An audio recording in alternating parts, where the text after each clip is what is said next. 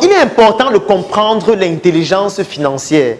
Parce que quand vous comprenez l'intelligence financière, vous serez de meilleurs praticiens, de meilleurs infirmiers, de meilleurs biologistes, de meilleurs médecins et surtout de meilleurs entrepreneurs. Parce que gagner de l'argent, c'est une chose, mais savoir comment gérer son argent, c'en est une autre. Et pour mieux gérer son argent, il faut savoir ce que c'est qu'un passif, ce que c'est qu'un actif, ce que c'est qu'un investissement. Une autre chose qu'on va voir, c'est le profil de médecin-entrepreneur. Et comme je le dis toujours, médecin-entrepreneur, médecin, c'est un nom générique. Donc, vous pouvez remplacer médecin par infirmier, par physiothérapeute, par biologiste. C'est un statut qui est difficile dans notre pays. Pourquoi? Parce que la première chose qui va vous arriver, c'est qu'on va se moquer de vous.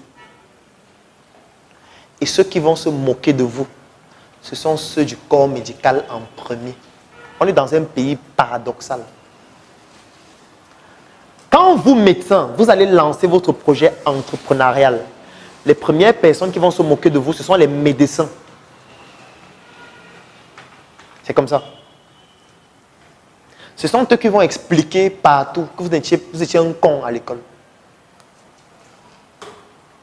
Que vous aimez l'argent.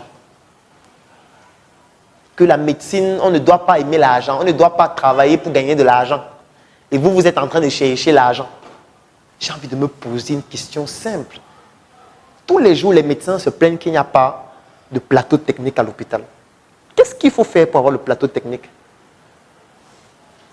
Il ne faut pas l'argent. On est arrivé dans une société où les gens sont contre le fait de chercher de l'argent. Et les premières personnes qui s'inscrivent en faux ou alors qui valident ce genre de théorie-là, ce sont les personnels du corps médical. C'est incroyable. Donc, il faut savoir que quand vous allez adopter le statut d'entrepreneur, les premières personnes qui vont vous combattre, ce sont les professionnels de votre corps de métier en premier. C'est par ça que ça va commencer. Donc, il faut vous habituer à ça. Il ne faut plus que ça devienne un obstacle. Ça ne veut pas dire que vous ne devez pas collaborer avec les autres. Je vous ai expliqué hier que quand vous vous lancez dans un secteur d'activité, il faut identifier le Katika. Et le Katika, ça commence par identifier les aînés qui sont dans ce secteur d'activité-là pour faire de la politique avec eux. J'ai très bien expliqué ça hier, donc je ne vais pas revenir dessus. Donc, ce que je vais juste dire maintenant, c'est quoi? C'est que il ne faudrait pas que ça puisse vous frustrer. Le fait que quand vous allez vous lancer dans votre projet, que les professionnels de votre corps de métier soient les premiers à tirer sur vous. C'est la première chose. La deuxième chose pour adopter le profil de médecin entrepreneur, c'est de modifier son rapport à l'argent.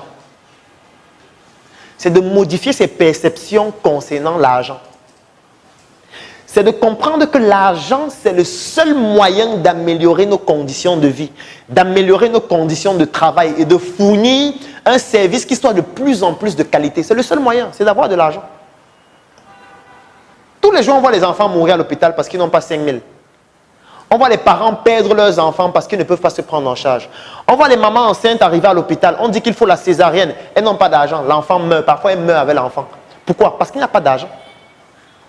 Parce que s'il y avait eu plus d'argent, on les aurait sauvés. Donc, il faut modifier la perception que vous avez vis-à-vis de l'argent pour être un bon entrepreneur. Un bon entrepreneur, c'est quelqu'un qui comprend que l'argent, c'est un outil qui va me permettre d'atteindre mes objectifs et d'améliorer ma qualité de travail, ma qualité de service et même ma qualité de vie. Et non quelqu'un qui est là, qui considère l'argent comme le démon, qui considère l'argent comme le diable, qui considère l'argent comme les pratiques maléfiques. Non. Il est impossible de pouvoir pratiquer son métier avec art, sans argent. C'est impossible. Donc, adopter le profil d'entrepreneur, c'est modifier de 1, son rapport à l'argent. 2, comprendre que les premières personnes qui iront contre vous, ce sont les personnes du corps médical. 3, pour être un bon entrepreneur et adopter le profil de médecin entrepreneur, il faut diversifier vos connaissances. Et comprendre que ce n'est pas seulement avec les connaissances médicales que vous seriez entrepreneur.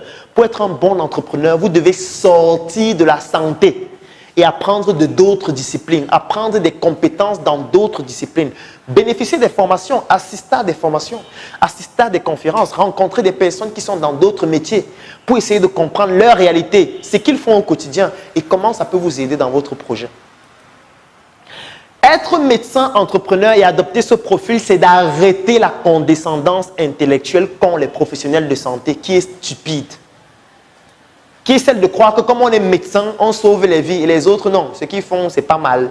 Ils se débrouillent. D'avoir cette condescendance qui consiste à faire en sorte que quand vous débattez avec les autres, vous vous dites toujours que non, moi je suis médecin, je suis plus intelligent que les autres. Vous n'êtes plus intelligent que personne. Comme quelqu'un le disait, vous n'êtes que la compétence de votre propre compétence. Vous n'êtes pas la compétence de la compétence. Donc, vous avez le devoir de communiquer avec les autres, de travailler avec les autres. Parce que nous sommes tous ignorants, mais pas des mêmes choses. Vous êtes médecin, c'est bien. Vous êtes biologiste, c'est bien. Vous êtes pharmacien, c'est bien. Vous savez soigner des gens, c'est bien. Mais ça ne suffit pas pour rendre une structure hospitalière performante et rentable. Il y a d'autres compétences qu'il faut avoir. Et pour pouvoir avoir accès à ces compétences-là, il faut développer une humilité sur le plan intellectuel pour savoir que vous pouvez apprendre des autres, même s'ils sont plus petits que vous. Alors, c'est un coffret qui est donc dans ce conditionnement, qui lui aussi, il est très beau. Les finitions, elles sont excellentes tout simplement. Et quand vous ouvrez dans ce coffret, quand j'ouvre le coffret à l'intérieur, vous avez donc la notice. Alors, la notice, c'est quoi? Dans la notice, vous avez un tout petit document que j'ai conçu dans lequel vous avez les informations en ce qui concerne le coffret. Là, nous avons voulu apporter une innovation. Ça veut dire que le coffret a une forme de fusil parce que mon pseudonyme, c'est l'assassin. Et dans ce livret, dont vous avez les informations concernant l'utilisation du coffret, les formations qu'on retrouve à l'intérieur, etc. Les numéros de téléphone à contacter en cas de besoin. Et c'est donc conservé dans ce package qui est dans la notice. Alors, après la notice, maintenant, vous avez le coffret en lui-même. À l'intérieur, vous avez donc cette clé USB en forme de pistolet. Et voilà, qui est dans ce conditionnement en mousse qui est très bien fait. Les finitions sont excellentes. Quand vous allez le toucher, il est assez lourd. Il est vraiment comme un PA. Et ce qui se passe donc maintenant, c'est que quand vous ouvrez, vous avez la clé USB. Et elle est brandée Claudel Noubissi. Alors, c'est une clé USB 3.0 de 128 Go qui comporte aussi toutes les formations à l'intérieur. Donc, c'est ainsi qu'est né le nouveau coffret VIP qui se présente donc ainsi.